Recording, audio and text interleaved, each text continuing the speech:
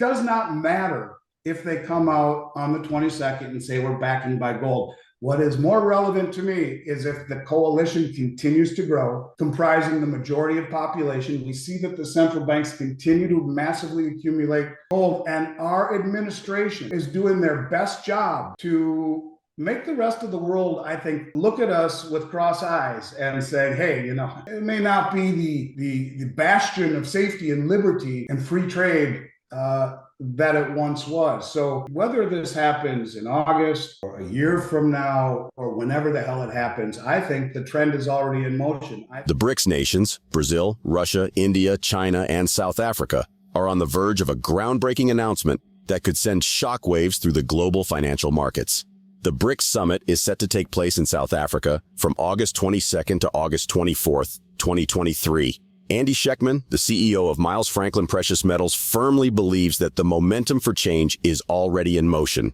Whether the announcement occurs in August or later, he sees a clear trend towards shifts in the global financial landscape. A BRICS currency will not be on the agenda of the bloc summit in South Africa next month. Still, Brazil, Russia, India, China, and South Africa will continue to switch away from the US dollar, South Africa's senior BRICS diplomat said on Thursday.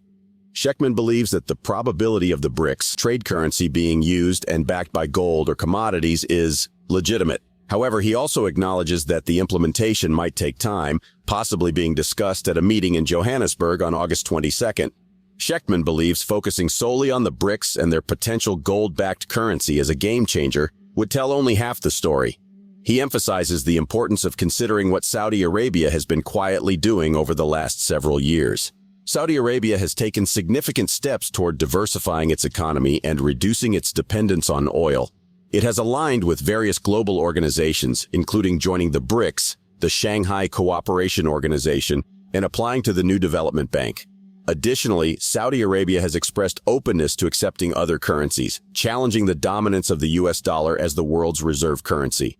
In a recent interview, Schectman also emphasizes the relevance of Jim Rickards' views, particularly regarding the importance of developing a bond market if the BRICS truly intend to challenge the dollar's reserve currency status. By every measure, then, population, landmass, energy output, GDP, food output, and nuclear weapons, BRICS is not just another multilateral debating society.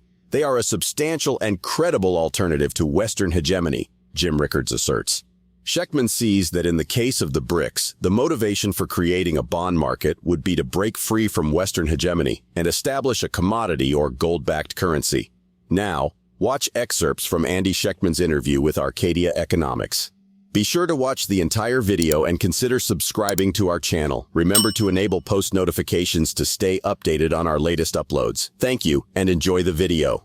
I think we live in a world of probabilities. There are no guarantees in anything. And I think the probability of the BRICS trade currency ultimately being used, or rather backed by gold or commodities, as we've heard for a long time now, is legit. Whether or not it comes out August 22nd at the meeting in Johannesburg is another question altogether. But, he said some other things in his writing that to me are even more significant than that. But I want to take a step back for one moment and simply say that to only look at the BRICS and their gold-backed currency as a game changer, I think is only telling half the story. It's missing the other half.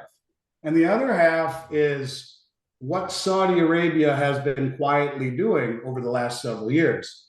Just to rehash, and this has been what I have focused on almost exclusively, even more so than the BRICS, which to me was just an extension or a end game in this ultimate global de-dollarization. What I mean by that, look, we told Saudi Arabia when Biden signed the executive order that, hey, we're going green. By 2030, we want to be mostly green. By 2050, entirely green. Saudi Arabia and all of the OPEC countries are on the Belt Road, 75% of human population.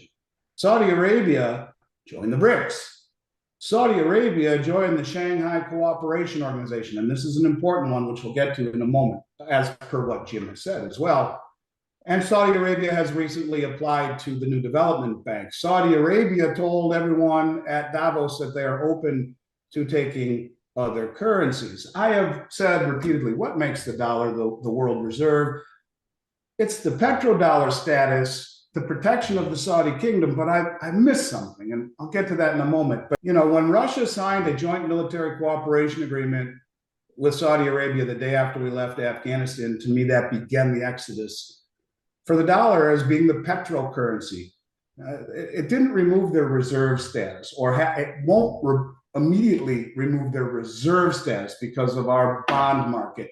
But what it will do if we lose the petro status is dramatically affect the amount of demand for the dollar, which will ultimately lead to the losing of its reserve status. And so let's just follow the progression here.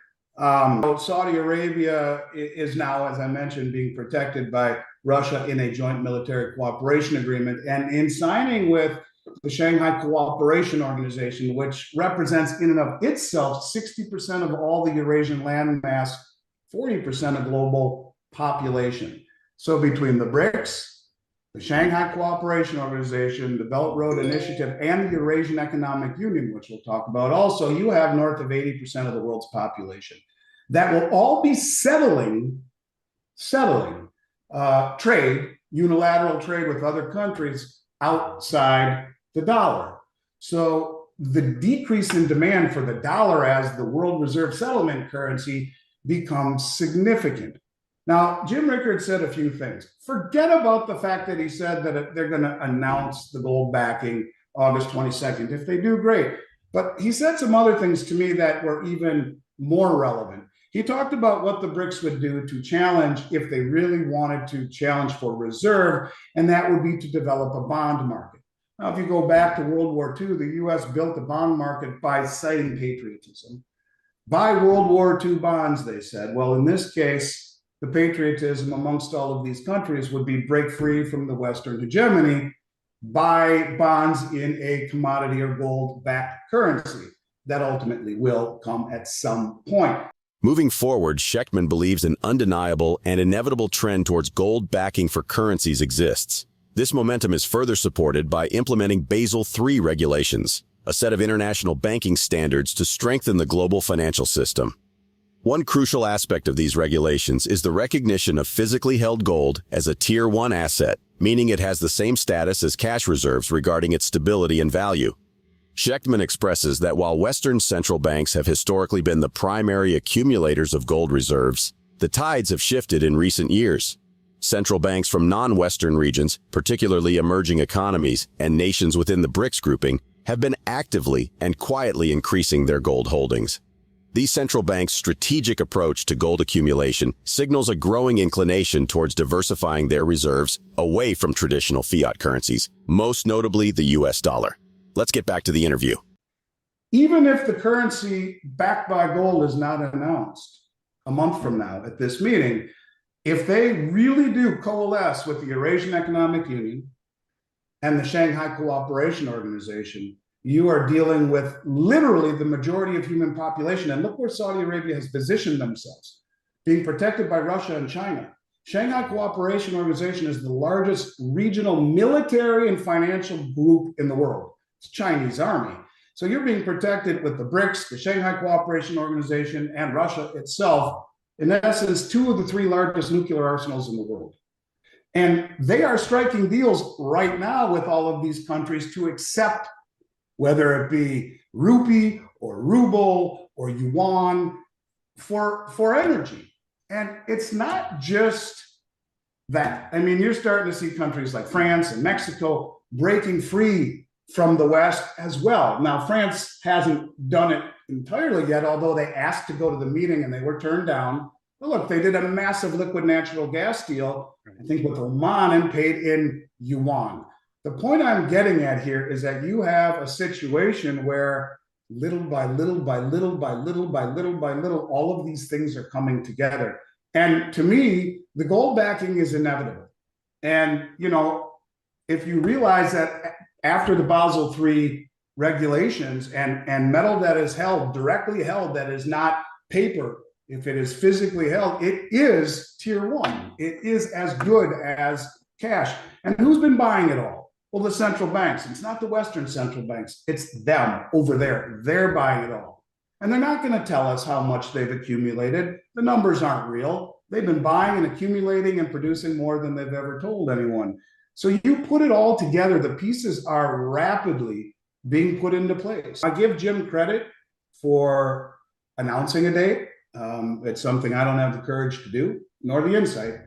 But I don't think it matters if they announce it. If he's right on the coalition growing by the Shanghai Cooperation Organization and the Eurasian Economic Union joining BRICS, all of a sudden you have a very formidable foe. Even if at first it is only a settlement currency, not a reserve currency. If I were doing this, settlement would be first, reserve would be second. But if everyone continues to settle not in the dollar's demand goes down, the supply goes up, the value goes down, inflation goes up, interest rates go up. We get there the same way. And look, the Chinese and all of these countries who still own our stocks and our bonds, and well, they have a vested interest in slowly removing themselves from this. And all the dollar-denominated debt has to be paid in dollars. You might even see the dollar go up at first. But in the end, this is a trend, I think, that will ultimately be very negative for the US dollar, irrespective of the announcement on the 22nd. The BRICS nations are rumored to introduce a gold-backed currency, indicating a shift away from traditional fiat currencies, including the US dollar, as the dominant global reserve currency. In such a scenario, gold, a tangible and historically trusted asset, can be a valuable hedge against potential currency fluctuations and devaluation. What do you think the BRICS announcement's impact on the global financial system? Please share your thoughts in the comments section below. If you found this video informative, remember to give it a thumbs up, subscribe to our channel, and enable notifications to stay informed about our latest videos on silver, gold, and copper. Thank you for watching, and we appreciate your support.